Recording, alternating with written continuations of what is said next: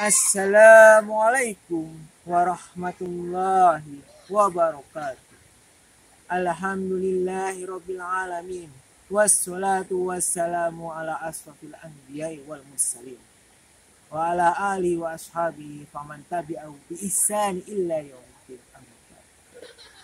Awalan haya binaskullahi ta'ala alladzi ni'mati alladzi kasirun hatta nasna fi hadil mubarakan insyaallah.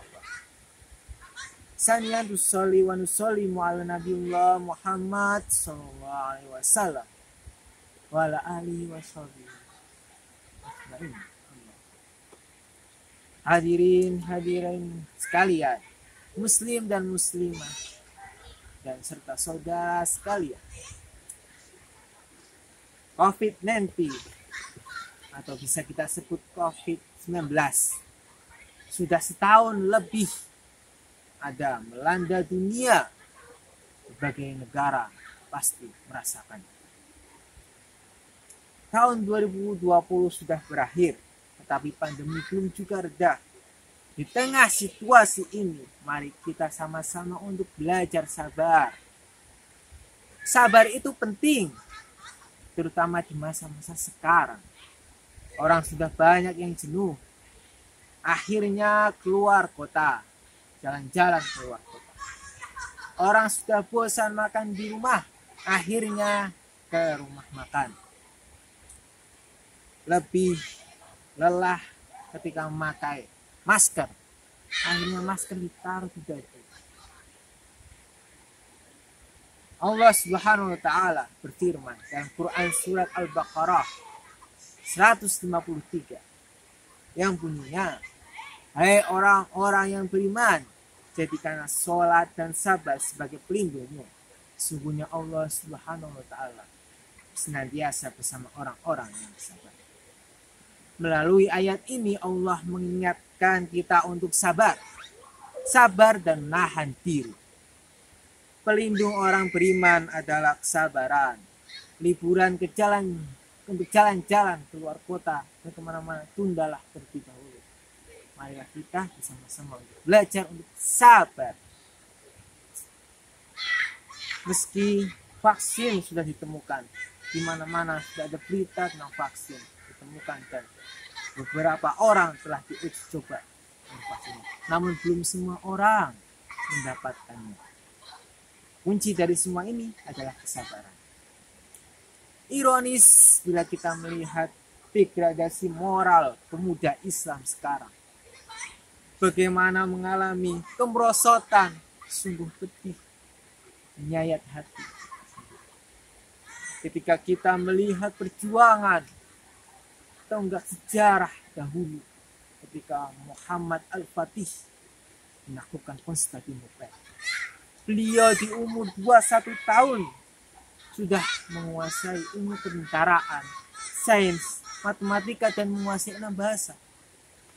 Beliau juga tidak pernah meninggalkan sholat wajib, tahajud, dan sholat sunnah rawatib hingga akhir hayatnya. Bila kita sandingkan dengan pemuda dan pemudi zaman sekarang, pedih. Pemuda sekarang terpengaruh oleh gaya modernisasi yang salah tangkapkan oleh pemuda, membuat Islam mengalami kebingungan. Dalam suatu hadis dari Abu Hurairah bahwasanya Rasulullah SAW bersabda, siapa saja yang Allah kehendaki menjadi orang yang baik, Allah jadikan ia memahami ilmu agamanya. Aku sendiri hanyalah menyebarkan, sedangkan Allah lah yang memberi. Jadi Allah telah menghendaki kita untuk menjadi orang baik dan akan memberikan ilmunya. Kebanyakan orang yang terpengaruh globalisasi, dia tidak mencari keridhaan Allah, tidak ingin menuntut ilmu agama, sehingga mengalami kerusakan akhlak. Dari dalil dari Anas bin Malik, Ibnu Abbas dan Umar, berkata Rasulullah SAW bersabda, thalabul ilmi fardhun 'alal muslim. Menuntut ilmu itu wajib bagi setiap muslim. Ketika kita pemuda muslim, ketika orang tuanya hanya menganjurkan untuk menuntut ilmu-ilmu umum, menyandingkan agama, itulah suatu rusak. Meskipun tolabul ilmu, tapi harus didampingi oleh ilmu agama sendiri. Mungkin barang siapa yang beramal tanpa dasar dari kami, maka tolaklah amalan tersebut. Kebanyakan orang beramal namun tanpa dasar, dan itu juga mengaruhi moral. Karena moral itu harus didasari oleh ilmu yang jelas.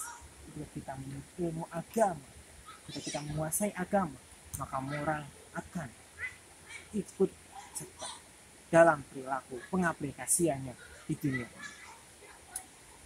Tentunya untuk menghindari akhlak yang tidak baik, amalan yang buruk serta hawa nafsu yang menjerumuskan, ada baiknya kita berdoa kepada Allah Subhanahu wa taala agar diberikan akhlak yang baik.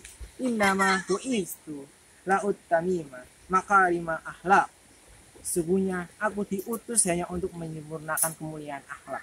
Bagaimana Allah berfirman, dan Nabi diutus untuk menyempurnakan akhlak. Marilah kita berdoa bersama-sama. Allahumma hdini ihsani amali wa ahsani ikhlaqi. La yahdi ihsaniha ila anta wa qini sayyi'i amali wa sayyi'i akhlaqi.